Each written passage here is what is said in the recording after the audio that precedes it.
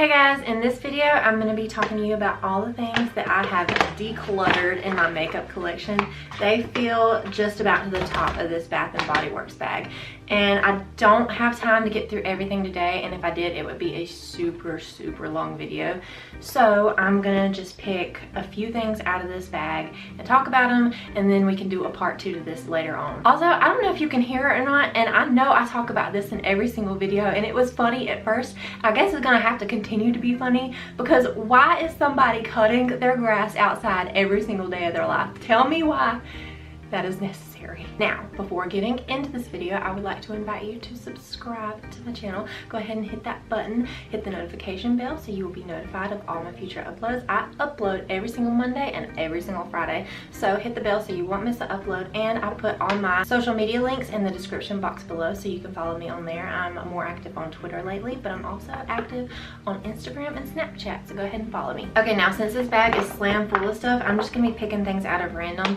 I have not made categories or anything. I'm just gonna be picking a few things out of the bag and talking about them. So one of the first things that I decided to clutter from my makeup stash, I was holding on to makeup just for videos, like makeup that I didn't like, but it was starting to become too much, like way too much. I had way too much junk in my drawer, and on top of that there was a lot of makeup that I wasn't using, and so I really wanted to make room for makeup that I could be using in the future and makeup that I do actually use. So I wanted to get stuff out of the way and make room, and one of the very first things that came to mind when I decided to declutter was the Maybelline Superstay, the full coverage 24-hour foundation, and I hate this foundation with a passion. Like, I could not dislike a foundation more than this, besides the fact that it is way too pale. And that's one of the problems. If you pick a foundation that is way too light for your skin, it can really show all the texture and like all the things that you really don't want to emphasize on your face.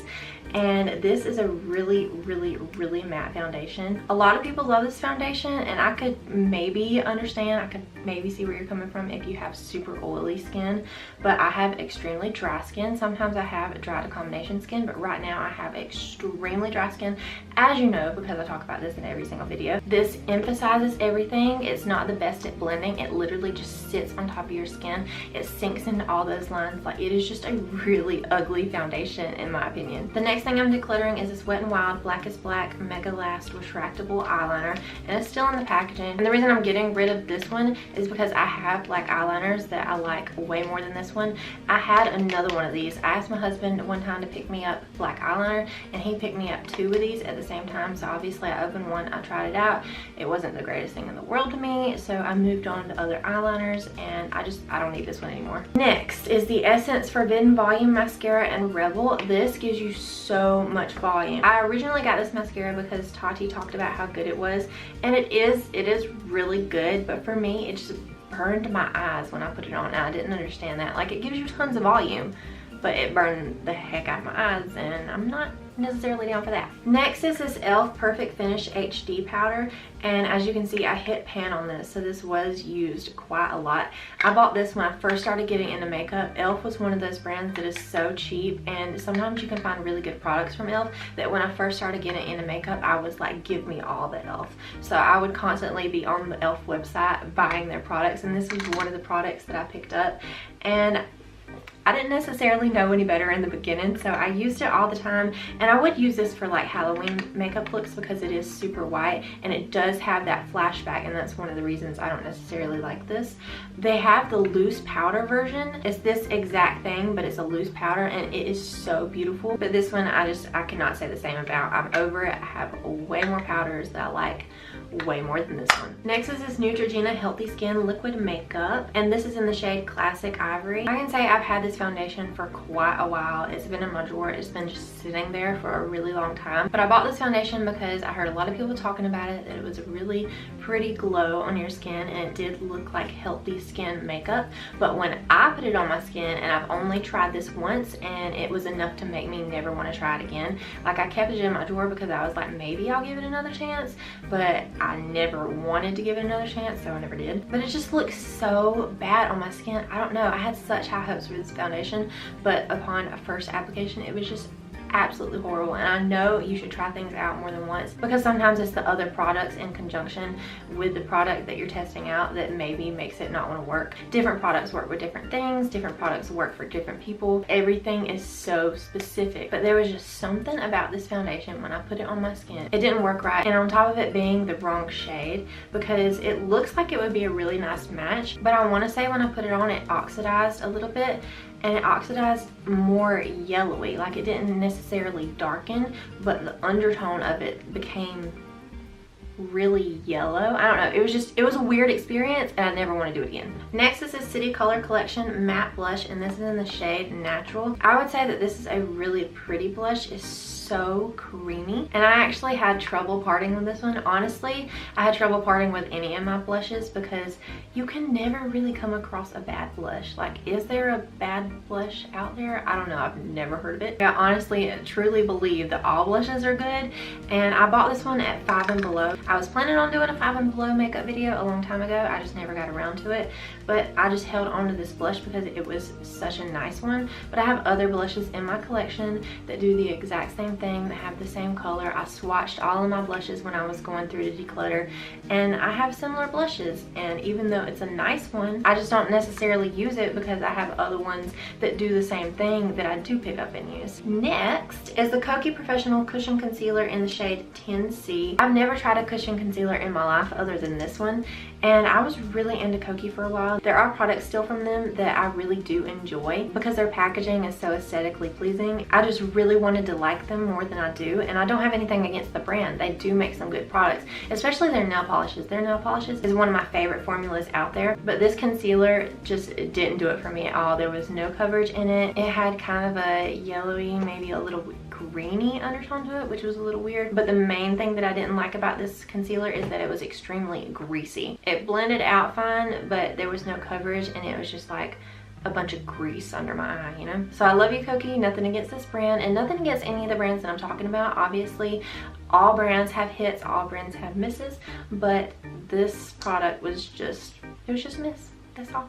Next is this Physicians Formula Butter Blush, and this is in the shade Natural Glow, and I've heard really nice things about their butter blushes. I love their butter bronzer. I've never tried the highlights, but I picked this one up and I kept it for such a long time because I thought I could get use out of it. This blush is so light, like there's no color in it whatsoever. It's so light that I could have used it as a really natural highlight, and that's why I kept it so long, because I was like, oh, well, I can still get use out of it.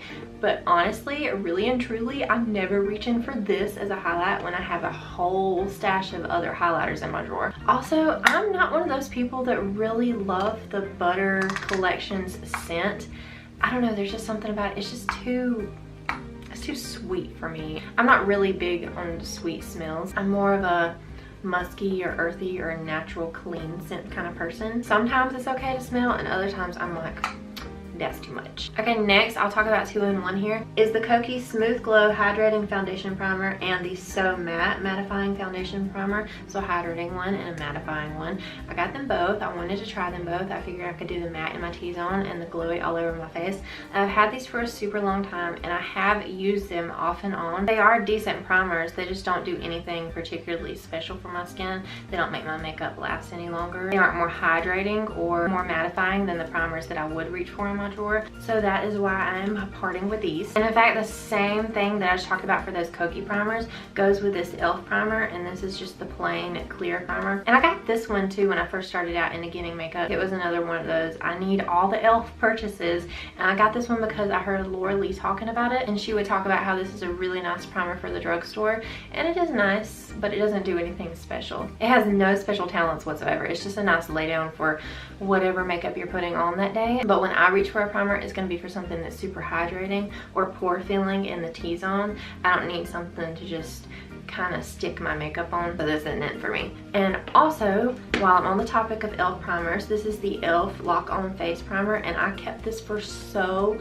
long hoping that I would love this. I tried to love this primer so hard. I just don't. It does not do what it claims at all, at least in my opinion. And this primer is more hassle than it is worth. I cannot express to you enough how sticky this primer is. You have to wash your hands after using this primer before going into any of your makeup. It is, and I'm not exaggerating here, it is literally like putting super glue on your fingers and putting it onto your face. It is so sticky. It is literally super glue. Like, I'm almost convinced that super glue is in this formula because it's so sticky. You have to wash your hands, and it's one of those kind of stickies that it's kind of hard to get the sticky off your hands when you're washing it.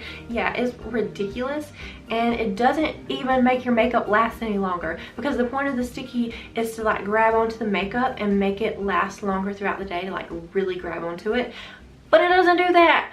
All it is a sticky mess, and it's annoying, and I'm over it. Okay, I'm just gonna talk about a couple more things and then I'm gonna wrap it up here. This is the e.l.f. Baked Highlighter in Pink Diamonds, and honestly, it's a really good highlighter. I had a really hard time parting with this, but I have other pink highlighters in my collection that I like more than this, and I'm never ever reaching for this. A lot of people hate the e.l.f. Baked products, and that's because they're like extremely stiff, and if you just buy them and try to open them and use them straight, you're not gonna get any product off whatsoever. It's so stiff, no product will come off. You have to scrape the first layer off. Like, you have to take your nails or something sharp and like scrape all the way across.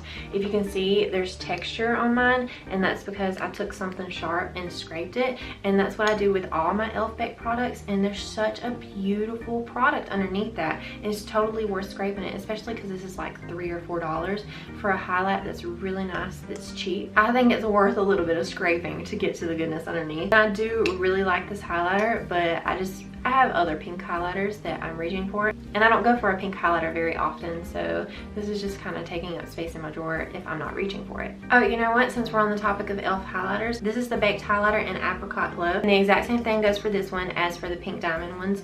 It's beautiful. You have to scrape the first layer off to get to the product underneath. It's really, really nice. I just have other highlighters that do the exact same thing, just a little bit better, that I would reach for over this one, so I'm parting with it. Last thing I want to talk about, and then I'm going to go ahead and wrap this up and we can finish the rest of these products up in the part 2. I'll probably put that up next week sometime. And this is the Rimmel Stay Matte Liquid Mousse Foundation, and this is in the shade True Ivory. I've only used this a couple of times, but what did you hear me say? It's a what?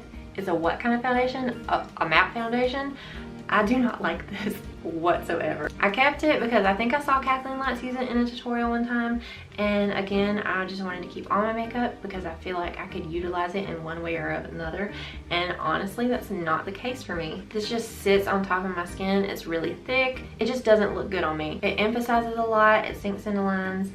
This just ain't it for me. Okay guys, I feel like I've done a pretty good job at blowing through these 15 or so products really fast. Again, I have a lot more products that I've decluttered. I just don't have the time to go through it all today, and it would make the video so extremely long. So that is it. That is it for today's video. That is all that I have for you. If you like this video, please give it a thumbs up. Oh yeah, also, if you have any video requests for me, please leave them in the comments below. I'm always looking for new video ideas.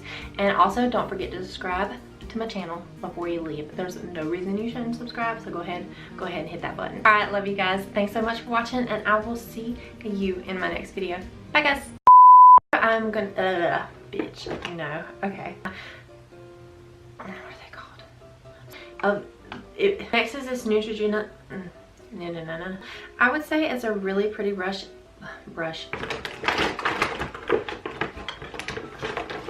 Oh god. I can never say this. It claims a lot.